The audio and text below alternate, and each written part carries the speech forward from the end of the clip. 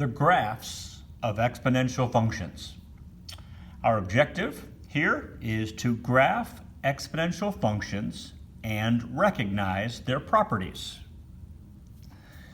So we always begin, if we know some things that are going to be applicable, let's talk about that, review that, so we know what exponential functions are. An exponential function is a function of the form f of x equals c times a to the x. Again, note, in an exponential function, the variable is the exponent. And what do we know about this equation? We know that a is the growth factor. The base here is the growth factor. It is a positive real number, meaning it's greater than 0, but it's not equal to 1. For obvious reasons, if a is 1, 1 to anything is 1, and we have a constant function. We know that a is the ratio of consecutive outputs. It's the ratio of consecutive y values, because the ratio of consecutive outputs is a constant when we're dealing with an exponential function. We saw that in a previous video lecture. The letter c is the initial value. If you put 0 in for x, anything to the 0 power is 1, and so out comes c, and so we call that the initial value. And c is not equal to 0. Again, for obvious reasons, if c is 0, you're simply graphing the x-axis. And we know that the domain is all real numbers, indicated here in interval notation, negative infinity to positive infinity. So now before we talk about these properties which I've listed, let's graph these three separately. Let's take a look at trends we see. Okay, so I'm going to slide this up a touch, put my calculator over top of this so you can see it, and let's graph these exponential functions. Now I want you to notice something. Each of these has, this is a base of 2, the letter a, the growth factor is 2. This is a base of 3, so the a or the growth factor is 3, and this is a base of 7. And notice in each of these, if I were to write a 1 times in front, that would be my initial value. So we're going to pretend that we're going to let c be equal to 1.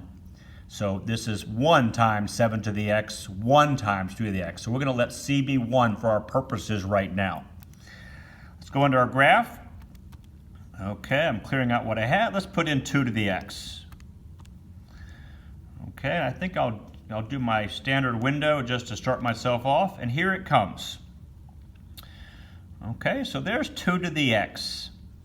Now we want to notice that, notice some things about this. First off, it appears to be all above the x-axis. Okay, we're noting that the x-axis is shaping the curve down here, so the x-axis may well be forming a horizontal asymptote, and you can see that from left to right we're increasing. Okay, we're increasing at an increasing rate. That's exponential. I'm going to change my window a little bit, and let's change my y minimum to -2, and so we can maybe see a bit better. So there we have it. And I'm going to change, I'll tell you what, let's go back to my window, and let's have y go from, oh, that should be fine, never mind. So there we have it. So we can see it's hovering along, and if we press trace, and we put in -6, for example, we'll see a positive comes out. If we put in -10, well, it's very close to 0, but it's still a positive number, so we're above the x-axis. Now let's take a look here at our table of values, and let's notice, so second table, let's notice that when x is -1, y is 0.5, which is 1/2. Okay, we have 0, 1 on the graph, and when x is 1, out comes 2. So when x is 1 here, it makes sense, 2 to the first power is 2. But to the negative first power, it's 1/2. Okay, so let's go back to y equals, And let's put in 3 to the x. And what do you think is going to happen? Well, we should be thinking that 3 is a larger growth factor, so it probably should be growing faster because 3 is a larger number than 2. Let's take a look.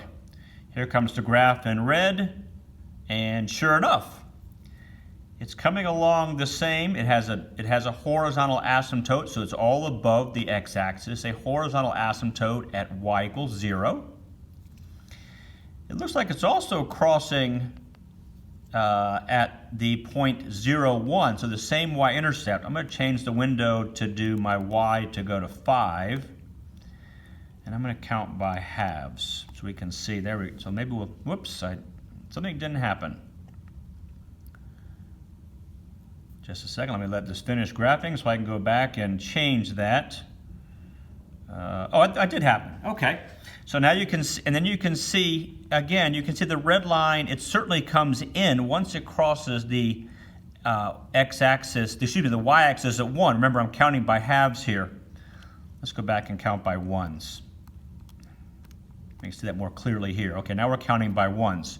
So we're still crossing at, the y-intercept is still positive 1, but you can certainly see as it leaves positive 1, it's growing at a faster rate. It's getting larger more quickly. All right. Now we'll notice again we still cross at the point. We still cross at the y-intercept of 1. Let's go back to our table. And so here's the same thing. When x is 0, both of these functions have a y value of 1.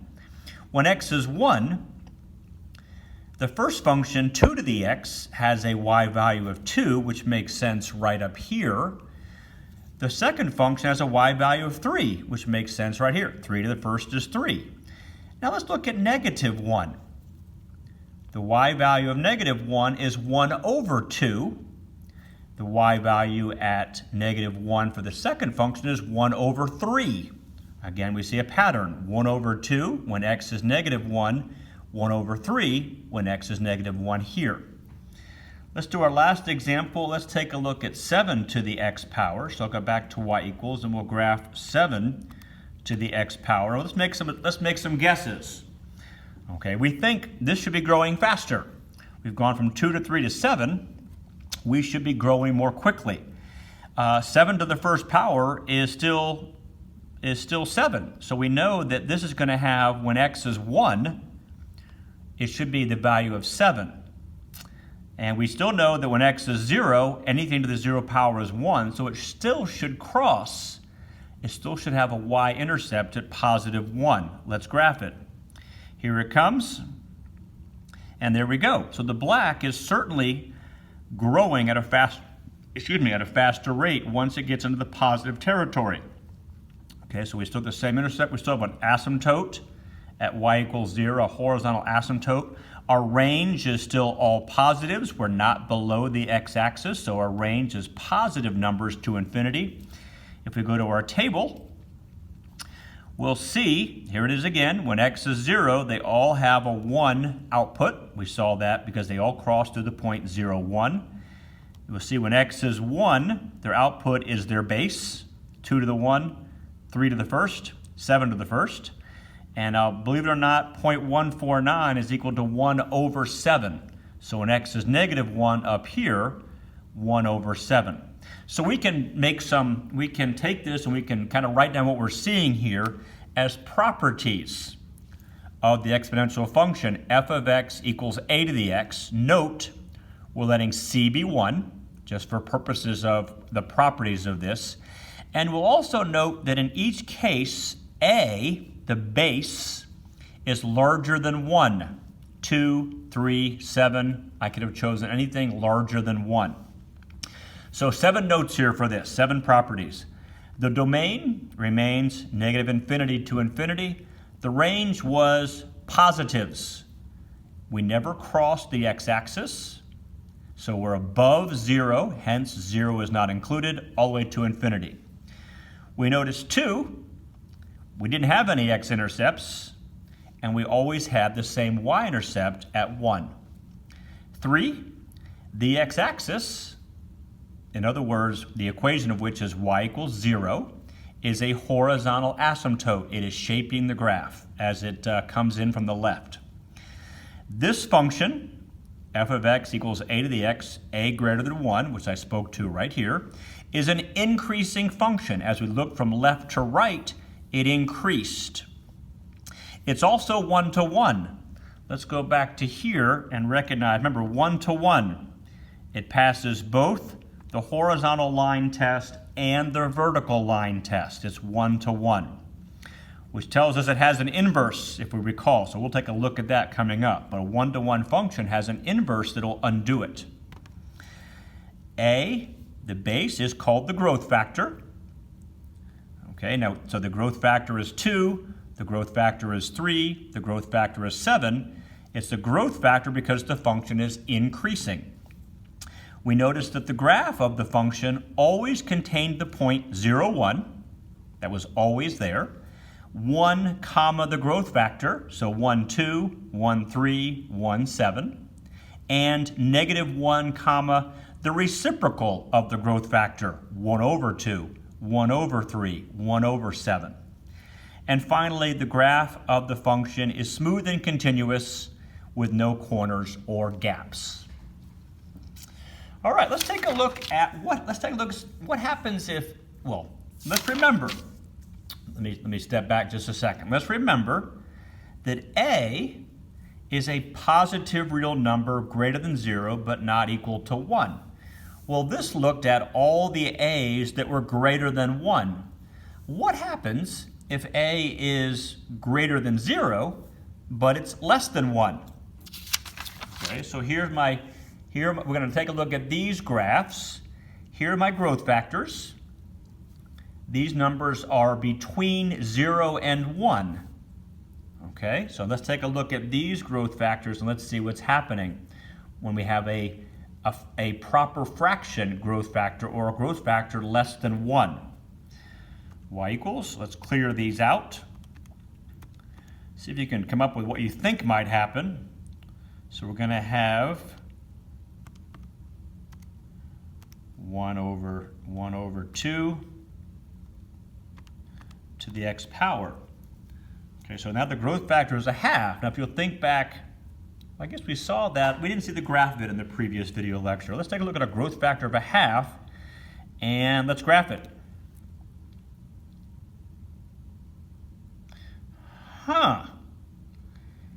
It's almost the identical graph flipped, symmetrical to the y-axis.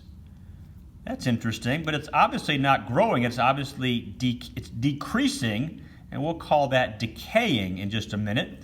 Let's go back, and let's put in the 2 to the x power. Let's graph that one. Sure enough, those graphs are symmetrical with respect to the y-axis.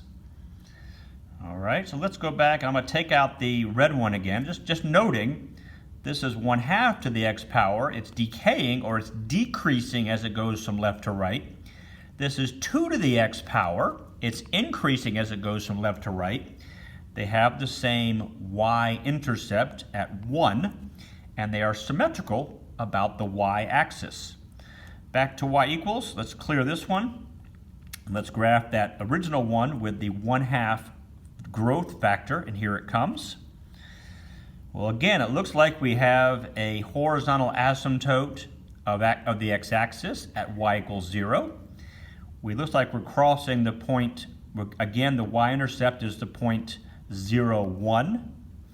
Let's see with our table of values. Okay, so when 1 goes in, 1/2 comes out. So the same idea, looking up here, when 1 goes in, the growth factor comes out, and when negative 1 goes in, the reciprocal of the growth factor comes out. So the same idea is taking place. Okay, let's go back and let's put in 1/3 to the x power. And I'll bet you'll be thinking already, this is going to have a very familiar look to it. 1/3. With the 3 is larger, so we should have a, let's see, we know what it's going to look like. Is it going to be decaying faster or slower? Let's find out. Oh, looks like it's decaying. It's decaying faster on the left, and then it's slowing down the decay on the right. But you can, again, it's still symmetrical. It's still going through the point 0, 1. It still has a horizontal asymptote at y equals 0, excuse me. The range is still all positive values. There still is no x-intercept. It's nothing, we can check that, trace. When x equals 25, whoops, I can't do that because I'm outside of my range. When x equals 10, okay, well, we're still above, we're still positive. It's a very small number, 1 divided by 1024, but we're still positive. We still are not crossing the x-axis. Finally, let's go to y equals y3, and let's put in the 1/7 we have right here, top right of my paper. And we'll then graph this one. And here it comes, probably more steeply on the left side. There it is, and then it drops down a bit lower, and it stays down below. Same idea though, they're all doing a similar thing. Let's go to our table. Whoops, and you can see here, there's my x is 0, 1 always comes out. Here's my x is 1, out comes the growth factor, 1/2, 1/3, 1/7, like we see here, here, and here. When x is -1, it's the reciprocal of the growth factor. The reciprocal of 1/2 is 2, 1/3 is 3, 1/7 is 7. All right, so let's note what we just saw here. Now we're talking properties of the exponential function. Again, f of x equals a to the x. Note we're letting c be 1 for purposes of this. And this time, however, the a is a proper fraction. It is not greater than 1. It's between 0 and 1. Domain, range, same thing as before. No x-intercepts. Y-intercept equals 1, same as before. The x-axis, which is the equation of which is y equals 0, remains a horizontal asymptote, just like before. This function, however, is a decreasing function. Again, let's go back and take a look.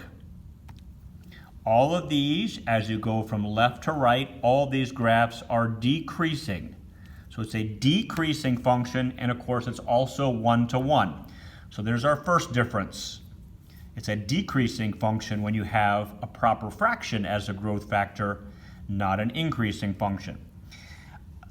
I'm going to call a negative growth factor because, as you'll see in real life examples, when a is a proper fraction, people call it that's what's going on is decay. So it is a growth factor. It's a growth factor of 1/2, so it's getting smaller and smaller. But you also see it talked about as a decay factor. If you think about nuclear uranium, for example, it has a decay rate, an exponential decay rate that we may see in some some upcoming problems. Again, I use decay because the function is decreasing. That's a difference. Same thing with number 6 is the same thing as previously. The graph of the function contains the points -1, comma, the reciprocal of the growth factor, 0, 1, and 1, comma, the growth factor. And finally, just like we saw before, the graph of the function is smooth and continuous with no corners or gaps. Okay, so let's take a brief look at how transformations work with these graphs. Because we've looked at transformations, and so now let's see what happens as they work with exponential functions. So we're going to start with a base function. We're going to let 2 to the x be our base function, and here's 2 to the x right here. All right, so now I'm going to put a c in. There's a 1 here. I'm going to put a c of 5 in. Well, 5 should be, the 5 is remember, 5 is the initial value. Okay, so the initial value of 5, let's see, I'm going to go back to my regular window. With 5 as an initial value when x is 0, the whole thing should shift up 5. Because, again, a little bit different in this case than a linear function, because we know that when x is 0, this is our initial value. So let's go into y equals, and let's do 5 times 2 to the x. So a number in front, and let's graph that. Here it comes, and you'll see I got the same graph, but now I've gone up and I'm crossing the x-axis. So my new initial value is 5. Okay?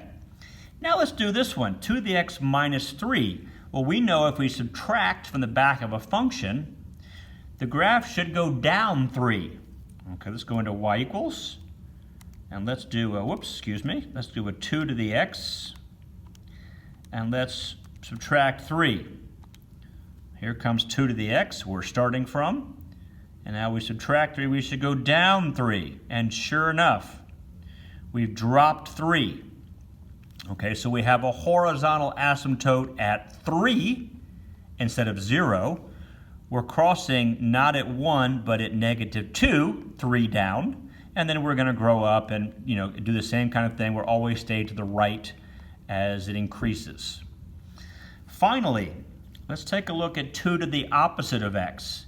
Now remember, if we negate the input in our transformations, that means we are reflecting it about the y-axis, I think. Let's take a look. Let's go to here.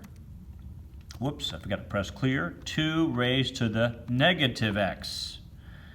Let's see what happens. Here's 2 to the x.